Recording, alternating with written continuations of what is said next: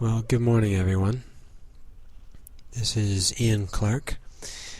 I wanted to make a video and a discussion concerning the false religions, and this must be a follow-up to the video I made about many religions, because I believe that most of the traditional religions in the world are true religions.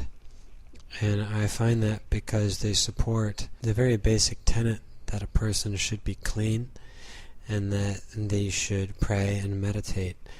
And these are the basic tenets of any true religion. We had this German brother talk to me, is that all religion is? Is that all it can be? Well, yeah. That's really all religion is about. You can't distill it down to scriptures, as wonderful as they are. You can't distill it down to physical things. Religion at its soul is a positive and a negative. The positive is that we have to look toward the spirit side of the world. And the negative is that we have to refuse the unclean and material things to a degree that we can see these spiritual elements of the world. As I've mentioned before, being clean and being chaste, that is a prerequisite to really seeing God. If you don't remain chaste, if you are having orgasms, which I believe are probably more severe experiences than drugs, I've seen scientific evidence of the fact, and I know people who describe it, that really warps your worldview and gets you pointed down. We have a Catholic sister who called it navel gazing. So if you're doing these things, then you're always looking down because you're thinking about that. So it's really good to get pure and to get off of the orgasm and really see God. And that God is the essence of religion. Now, the word religion describes the process of being pure, getting pure, of refusing things. The word religion is to tie back. So you ligi re. To ligi re is to take all of those passions and to tie them back.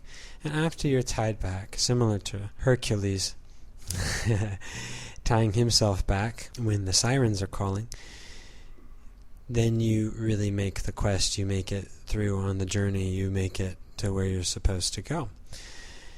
Now, what are these untrue religions? The untrue religions, they just put an ism on there. They have very large groups, and these groups are typically, in the Kali Yuga, they are a mafia, they are a criminal gang. So I have to make mention of, in these very dire times, the false religion Judaism. I know people don't want to talk about it because it's so sensitive, and I know it's very sensitive because all of our rulers and the people in power, all of these people you see today, McCain, Obama, Bush, all of them, Clinton, and they go to IPAC, they wear the skull cap, they go to the Wailing Wall, they light menorahs. We have so many pictures, so many people have seen this, and those are the people we think are our rulers, and then people come with the idea, well, even those people are just puppets, and they're puppets of the powers of money. Well, who controls money? Well, then you're talking about the Rothschilds in the city of London. Even to cut a diamond, to cut a valuable diamond, you have to be a particular sect of Judaism, and being Jewish won't get you in, but to be a member, you must be of this sect and of these families. It's kind of a monarchy, so to speak. And this, to me, is the first proof that Judaism is not a true religion, is that these people, dressed in their black clothes, go around New York and even here in Nanjing, selling diamonds and ecstasy and other things. They are a prime suspect in these operations.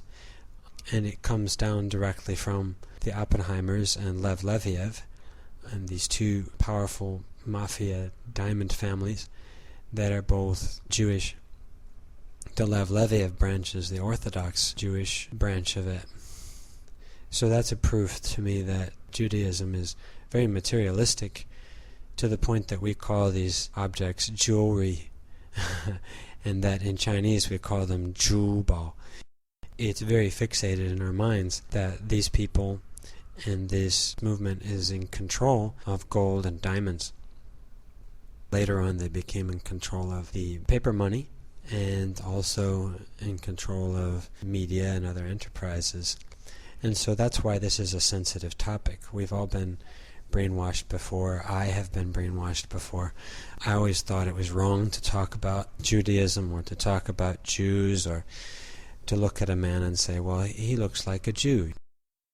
This is all shunned and pointed to us as being racist, anti-Semitic, all of those things.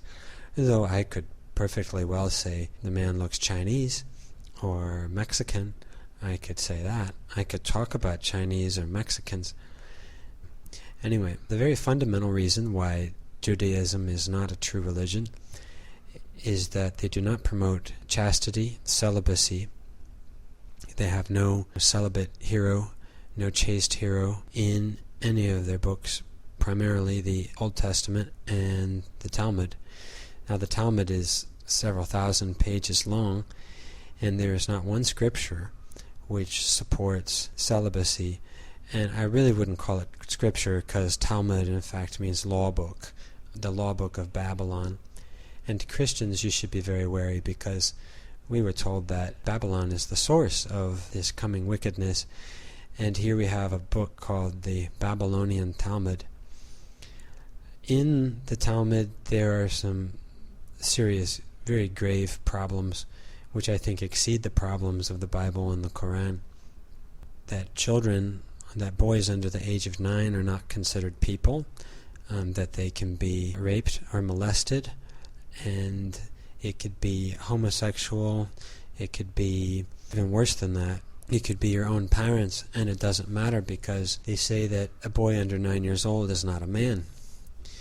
And another problem is the treatment of women under the age of 3, same thing. They're not a real person, so they may be molested and raped, and it doesn't count against somebody too much, though it does say if you're a priest you can't give services on that day if you molest a child or rape a child.